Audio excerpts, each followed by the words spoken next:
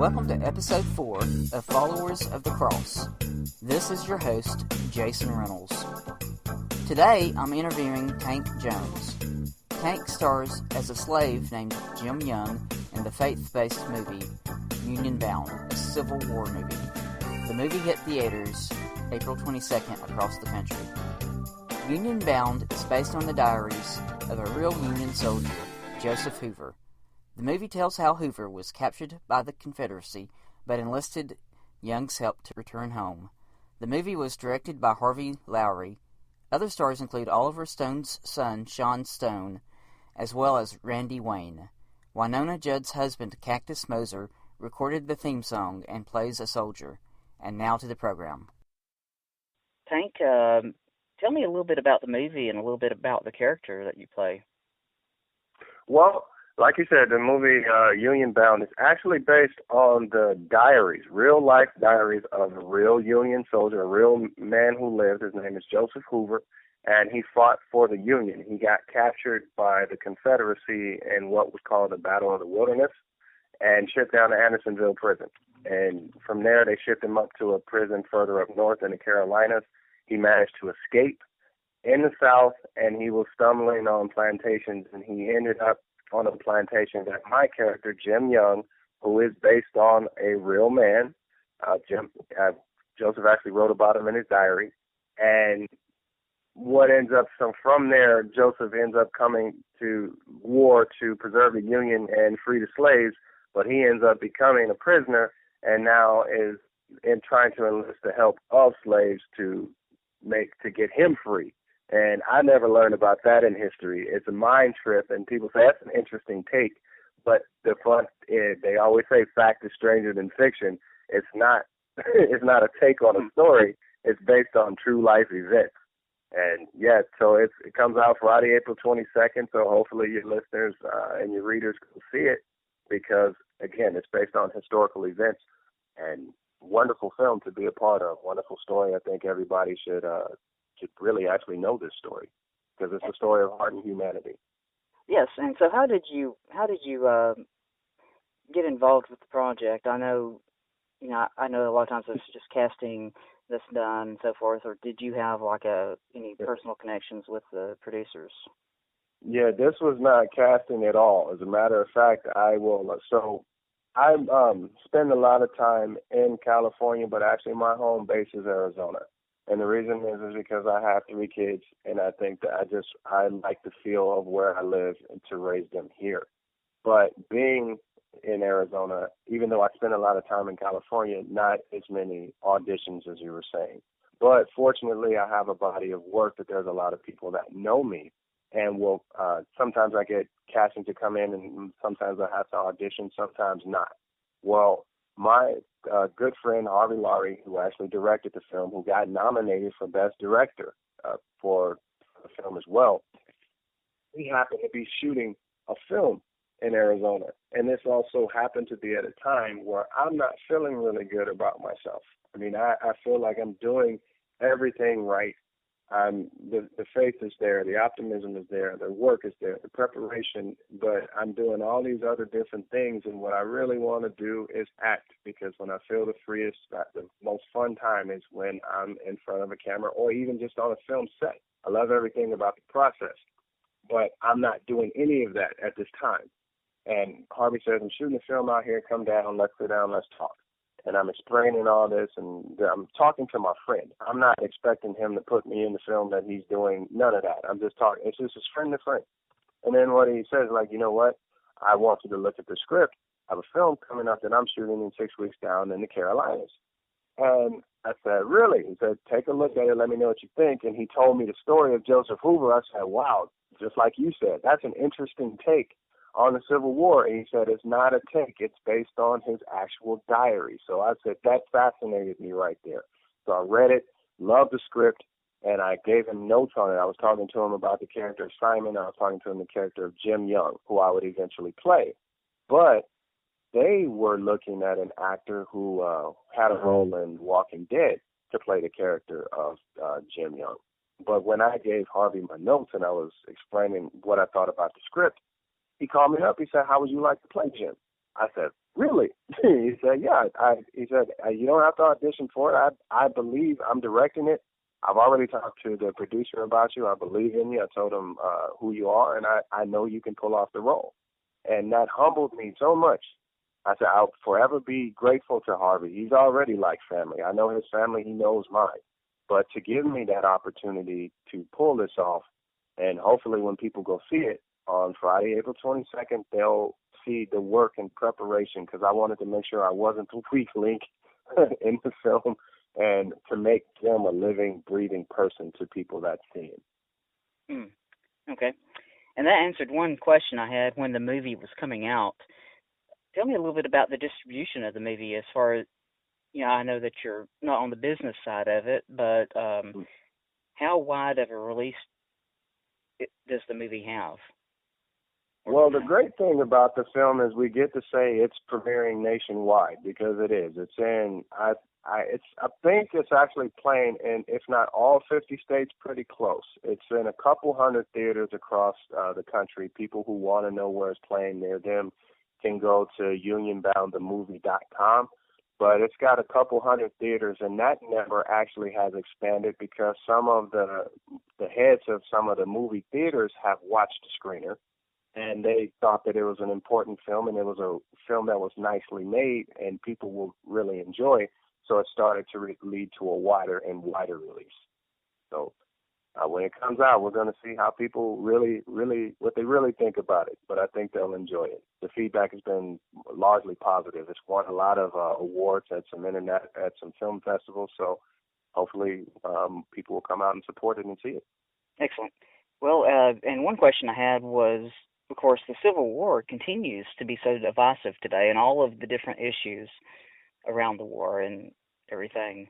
But is there a way that this movie's message can play into some kind of role of bringing people together instead of dividing? Well, that is good, Jason. That is a great question. And my hope is that it does. At least it sparks some conversation to get people to come back to the table and talk about it. Because that's one of those things that when you get really deeply entrenched in your own thought processes, people stop talking. And that's true of any human interaction you have, from friends to siblings to spouses. And when you get deeply entrenched in your thought process and the communication stops, where there's no more learning that can take place. And hopefully this will bring, and the one thing I'll expand on that, I love this country. I love where we live. I love the fact that we have a Constitution. I love the fact that we have a First Amendment that allows people to express themselves. It's a beautiful thing. We live in a society right now where we are in a 24/7 news cycle. And because of the First Amendment, you can express all different types of opinions, including your hatred of others. And with this being a Christian podcast and a Christian blog, sometimes people, I think, get the message of Christ twisted, or they had a bad experience as kids or even as adults, and what it truly means to be Christian, when the whole purpose Christ told you in one sentence: love God, love others, love yourself. What I tell my kids, that's the message that I want them when I'm gone. My legacy, that's what I want my legacy to be. I told you, love God, love others, love yourself, and spend the rest of your life trying to figure out what that really and truly means. And some people they forget that love component, and they would rather judge. And that's what Pharisees did. And that's the very people that Christ railed against. And this is how people see Christians nowadays, and that's the total opposite of Christ's message. It was not the finger pointing. It was the love. And that's what I'm hoping that people get back to, if you will, in this film. It's the love. It's in spite of those consequences that you may be facing in the situation in front of you. You don't have to agree with another person. They say it all the time: hate the sinner, or hate the sin, but love the sinner. Love the sinner, hate the sin. And we get that flipped and messed up so much, particularly when it relates to race, and particularly nowadays.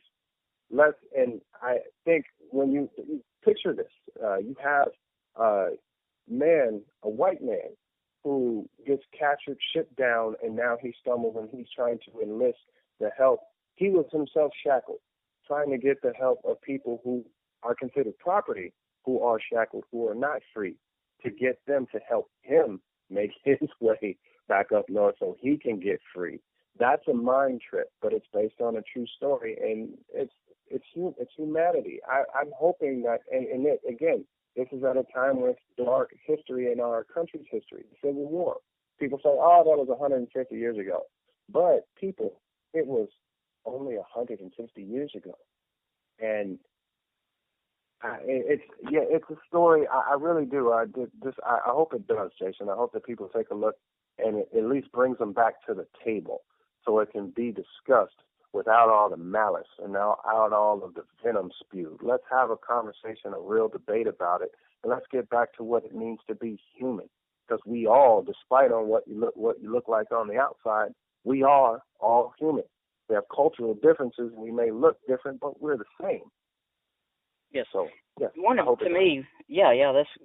That's great. I mean, to me, one of the most, aggravating or whatever things is the fact that people, it seems now, whatever side they're on, whatever they believe, aren't really capable of holding a civil dialogue and saying, okay, we disagree, but let's agree to disagree and let's be respectful of each other. But yes. Whatever side it is, we'll throw labels around. Yeah, and everybody points fingers at the other side. It's you. No, it's you. It's you. No, it's you. And there's nothing there. You can't learn in that kind of environment. Somebody has, and people, I guess some people are just tired of what they say being the bigger person. But what did Christ say? Forgive 7 times 70. And it's very difficult when you're in it to want to accept that. Yes. But it's not, and then when the cooling off period happens, cooler heads have to prevail, and you need to come back to the table as much as you don't want to. 7 times 70, and that wasn't over a lifetime. That was every day. So you have to live in a constant state of forgiveness. But that's the humanistic side. That's not what we like to do. It's not what we're trained to do, but it is what we should do, and it's the only way that we can grow is if we do come back to the table. And have peace. Yes. Yes, and have peace. Have that peace. I know your time is limited. I know you have a lot of other interviews going on. Go ahead. Let's talk. One more, certainly one additional question I wanted to get to, and I've asked this of other people in movie and TV business before, and I get different answers. I think part of it is maybe just their personal journey, but as a believer who works in entertainment, what is your take on working in the industry as far as their ability to accept people who do believe in Jesus? Do you think that's an issue, or do you think that's just being overblown as a way of dividing? You know what? Most things, people are always looking for a story. And it depends on how you come across, if you will. I never really come up in any conversations in which I've had. Do I think that there's probably a little bit of resistance there on some ends? Yes, but that's just humanity in and of itself. People have differences, and you have some people that wear it to the guild and they play it to the guild, and you have some people like, you know what, so what? I mean, that's who you are, and that piece where you talked about that, the agree to disagree, that doesn't mean that we can't work together. And you talk about, I think it's because of the films, I guess, that you see, and some of the stuff that you see on television as well seems to rail against it. And is it out there? You better believe it's out there. But I choose to look at it in a situation that if I'm blessed, and if I truly believe the teachings of the word, that means I'm blessed when I come in, that's blessed when I go, blessed when I come in. So regardless of how you think, you're still a child of God, whether you feel you are or not. And if he blesses me, he blesses those who bless me. And I choose to look at it in a situation where I'm walked in, regardless of what your thoughts and beliefs are about it. You have